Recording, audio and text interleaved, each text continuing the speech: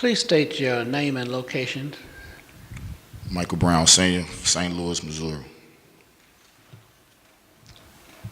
Okay.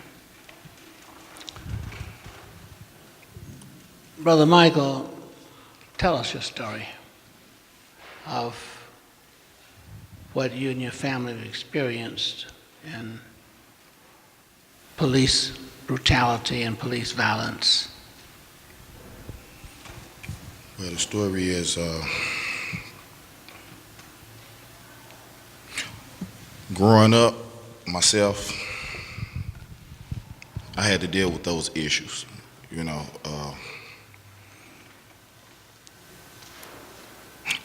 it's sad when you have to tell your son or your loved one how they have to interact with police officers.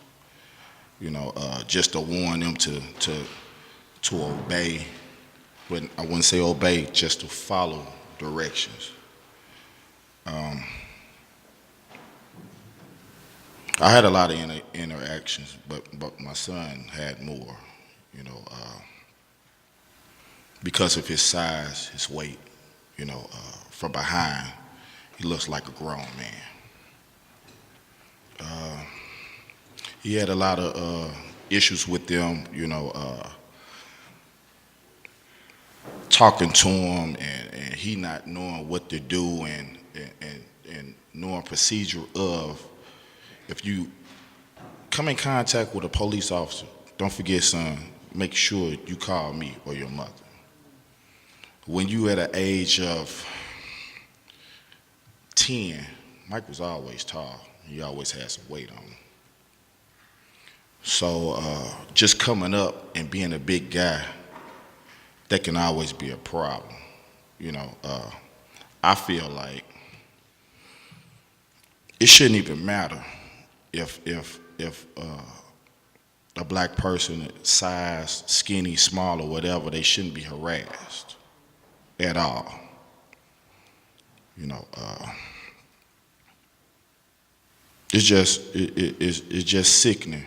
It's tired. I'm sick and tired of all of it. You know, I speak for all families. You know, it's families that we don't even know nothing about. You know, that they go. There's probably someone going through that right now, as I'm standing here speaking. But yeah, I feel like the police, is a lot of them, they are rude. They have no respect for us, and we're ready to stand up and not stop. So the fight is the fight, however they want to call it, verbally standing in front of places, shutting it down, however it's a fight. And we ain't stopping. And I respect the people that already been behind us, that love, you know, because I just feel like this on that, you know, I used to be out in the street, so going out in the street and fighting, that's nothing. This is the biggest fight I ever had in my life, and I'm not stopping.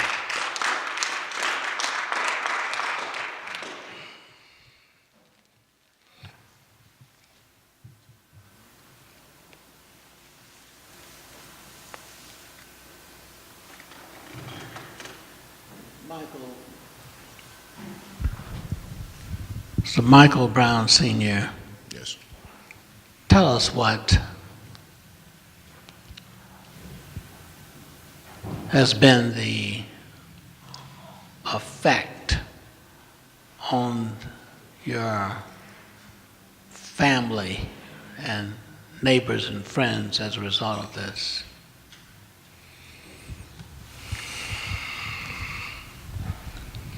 Well, everyone is affected by this in the family, especially me. It took me a while, my wife and I talking, but it took me a while because I actually blame myself, you know, and I think that's where every father and every mother, they feel like it could have been something we could have done. I think, and I know I can speak for every family, is that when we had our child, our bond with them was to always protect, never let nothing happen to them. And when they in a situation when it's a situation where you can't protect them, it kind of takes you somewhere. You know, it don't nobody. People say this is a fraternity. This not no fraternity. You know, this just is something that a situation with everyone that went through this would nobody just understand. You know, I wouldn't call it fraternity. There's people that say this is a fraternity. You don't want to join this and that. I wouldn't call it no fraternity.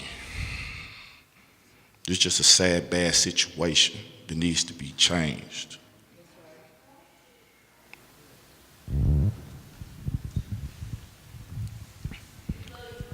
All love, family. Mr. Brown, given a lot of thought to this thing, what do you think can change this kind of situation we're in and this system that, as you point out, affects so many people? Well, for one, you know, it's no more rolling over and accepting things that's going on around in our communities. You know, it's time to just make a stand. Well, we have people that been making stands. It's certain situations I can't be in because they feel like we might incite riots. You know, some of the families like Von Derrick Sr., he said that he won't stop, you know. It's just, you know, it's time to just stop rolling over, you know, and accepting what people are doing. These people been doing forever to us. And it's just sad that it took the assassination of my son to uprise all this, you know, and make this happen, you know. It's a lot of families that's like the other family said, there's other families out of state that's getting justice. We ain't getting nothing here. All because of the movement of me losing my boy. He shook this world up. And he's steady shaking it. Steady shaking it.